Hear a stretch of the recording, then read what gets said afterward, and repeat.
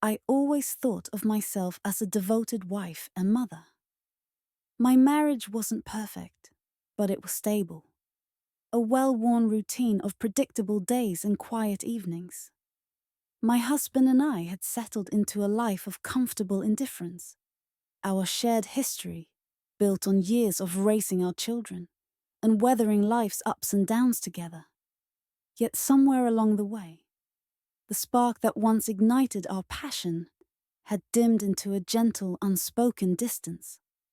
I told myself it was simply part of growing older together, a natural evolution of our lives. Our son Ethan had just turned 21, a milestone that seemed to unlock a new chapter in his life. With his newfound independence came a whirlwind of friends and celebrations. Most weekends, our house rang with the sound of laughter and the clinking of glasses as Ethan's friends filled every room with their energy. Amid that boisterous atmosphere, I found solace in knowing that my son was happy and surrounded by people who cared about him. Among Ethan's circle was a young man named Ryan, who seemed to stand apart from the rest. There was something about him, a quiet magnetism that I couldn't quite explain. Ryan was tall, with sandy blonde hair and an easygoing charm that lit up every room he entered. Polite and respectful to everyone, he carried himself with a confidence that was both gentle and compelling. At 24, he was barely older than Ethan. Yet there was something about his presence that stirred emotions in me I had long thought dormant. It all began on a lazy Saturday afternoon. Ethan and his friends were by the pool, their laughter mingling with the summer heat. I was in the kitchen preparing snacks when Ryan appeared in the doorway, dripping wet from the pool. He walked in, smiling warmly. "Mrs. Carter," he said softly, "do you need any help?" I tried to keep my focus on the platter in front of me. "No, thank you, Ryan. You should go back and enjoy yourself." But he didn't leave. Instead, he lingered by the counter, watching me with an intensity that made my heart skip a beat. "You always take such good care of everyone," he murmured. "You deserve to relax too." His words caught me off guard. It wasn't merely the compliment.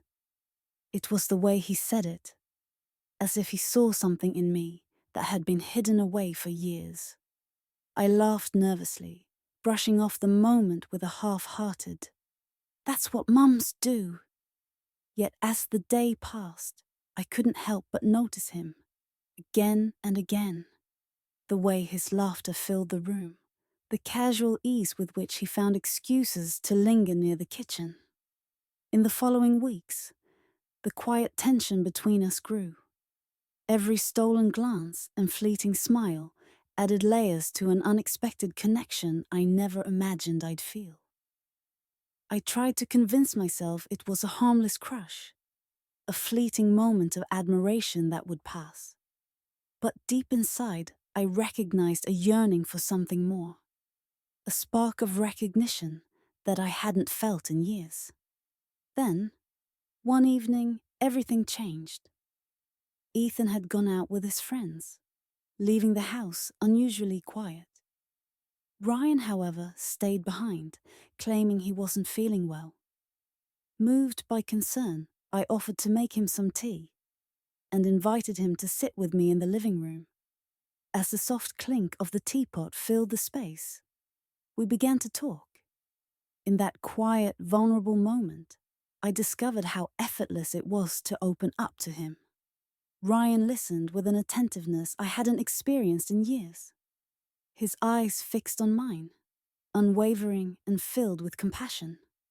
I spoke of my frustrations, my fears, and the deep loneliness I had never fully admitted, even to myself.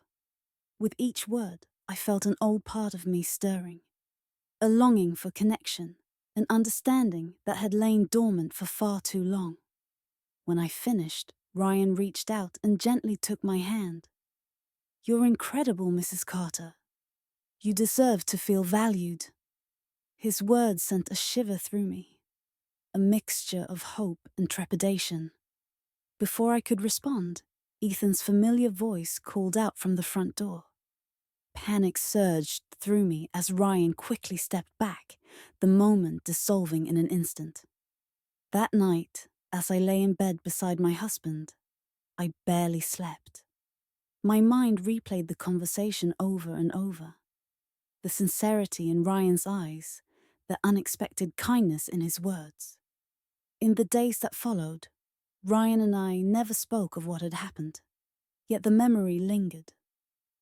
I knew deep down that I was at a crossroads, questioning everything. Was I simply yearning for acknowledgement? Or was this a wake-up call to rediscover a part of myself I had long neglected?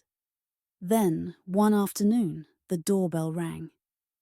My stomach dropped when I opened the door to find Ryan standing there, holding a small box of tools.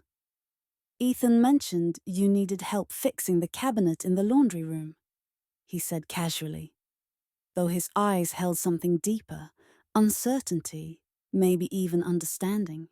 I hesitated for a moment before stepping aside. "It's in the back," I said, leading him down the hallway. The air between us was charged with unspoken tension, each step echoing the turmoil inside me. As Ryan worked on the cabinet, his usual charm was replaced by quiet concentration. I watched him from the doorway, my emotions a storm of confusion. Guilt for questioning the life I had built, yet a deep yearning for the parts of myself I had buried beneath the roles of wife and mother. That day marked the beginning of an inner journey. In the weeks that followed, each interaction with Ryan became a silent conversation of glances and unsaid words. I found myself oscillating between the comfort of my well-worn life and the intoxicating possibility of something new, a chance to reclaim parts of myself long lost. I questioned everything. Was I betraying my own sense of identity? Or was I finally realizing that I too deserved to be seen? Each night, as I lay in bed listening to my husband's peaceful breathing, I was haunted by the realization that life still held moments of rediscovery if I was brave enough to embrace them.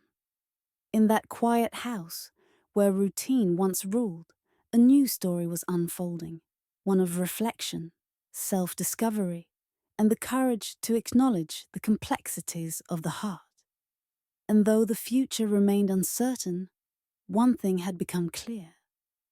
Even the quietest moments hold the power to spark transformation, if only we are willing to listen.